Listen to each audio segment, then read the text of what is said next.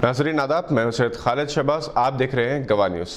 3 हिंदुस्तानी photo journalist को बावखार 2020 Pulitzer price के लिए मुंतखब किया गया, जो एजाज़ के एतबार से हिंदुस्तान के लिए फ़ख्र की बात है।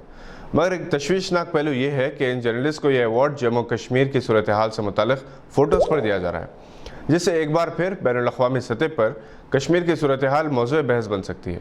राहुल गांधी, उमर अब्दुल्ला, इल्तिजा मुफ्ती ने मुख्तार खान, यासीन डार और चिन्यान को मुबारकबाद पेश की, जिन्होंने जम्मू कश्मीर की ज़िंदगी को मुतासरकुन फ़ोटोज़ के ज़रिए दुनिया के सामने पेश किया।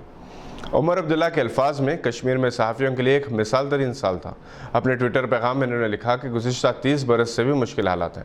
पुलित्ज़र प्राइज़ 2020 जर्नलिज्म, लिटरेचर और म्यूज़िकल कंपोजिशन में गैर मामूली खिदमात के लिए कोलंबिया यूनिवर्सिटी अमेरिका की जानिब से 1917 से दिया जा रहा है। जोसेफ पुलित्ज़र ने, जो न्यूज़ पब्लिशर थे, दरअसल अपनी वसीयत के मुताबिक $2,50,000 की रकम कोलंबिया यूनिवर्सिटी को जर्नलिज्म स्कूल के क़याम और अवार्ड्स के लिए दी थी। जर्नलिज्म में 4, लिटरेचर और ड्रामा में 4, एजुकेशन में 1 और ट्रैवलिंग स्कॉलरशिप के लिए 4 अवार्ड्स दिए जाते हैं। हिंदुस्तानी सहाफ़त के लिए ये बावखार अवार्ड काबिल फ़ख्र है। इसे हिंदुस्तान के फ़ोटो जर्नलिस्ट के बैनुल अक़वामी मेयार का सबूत मिलता है। यहाँ ये बात काबिल ज़िक्र है कि जम्मू कश्मीर में जर्नलिस्ट के लिए हालात साज़गार नहीं।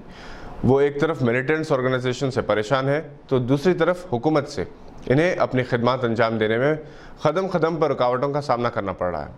5 अगस्त 2019 को आर्टिकल 370 को बर्खास्त किए जाने के बाद से जम्मू कश्मीर एक जेल खाने में तब्दील हो चुका है। 7 महीनों तक यहाँ मोबाइल और इंटरनेट सर्विसेज मुअत्तल कर दी गई थी। कश्मीरी अवाम किन हालात से गुजर रहे हैं और गुजार रहे हैं, इसका अंदाज़ा अब सारी दुनिया को, बिलखुसूस हिंदुस्तान की दूसरी रियासतों के अवाम को हो रहा है, जो कोरोना वायरस पैंडमिक की वजह से लॉकडाउन में है। इन्हें फिर भी मोबाइल और इंटरनेट की सहूलतें हासिल है, इसलिए कि वो बावजूद बेशतर अवाम को नफसियाती मसाइल का सामना है। लॉकडाउन की वजह से अगरचे के क्राइम रेट कम हुआ है, मगर डोमेस्टिक वायलेंस बढ़ गया है। एक तरफ जम्मू कश्मीर की सूरत हाल की अक्कासी करती हुई तस्वीर पर 3 फ़ोटो जर्नलिस्ट को इंटरनेशनल अवार्ड से नवाजा गया, जबकि कुछ दिन पहले मसरत ज़ोहरा और पीरज़ादा आशिक नामी 2 सहाफ़ियों के खिलाफ एंटी नेशनल पोस्ट के इल्ज़ाम में मुकदमा दर्ज किया गया और इन पर फेक न्यूज़ का इल्ज़ाम आयद किया और इनके खिलाफ UAPA के तहत मुकदमा दर्ज किया गया। एक और सहाफ़ी आसिफ सुल्तान के खिलाफ मुकदमा दर्ज किया गया।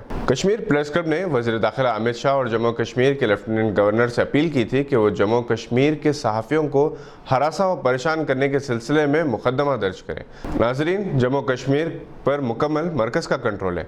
हालात किस कदर काबू में है, इस बात का अंदाज़ा लगाया जा सकता है कि गुज़िश्ता 1 हफ़्ते के दौरान एनकाउंटर्स के वाक़यात पेश आए, जिसमें आला फ़ौजी अहदेदार शहीद हुए।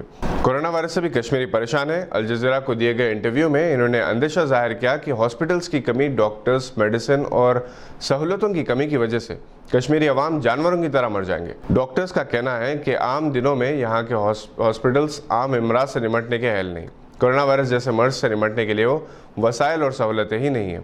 इंटरनेट शटडाउन की वजह से आवाम ने कोरोना वायरस से मुताल्लिक़ शोर बेदारी मुमकिन नहीं।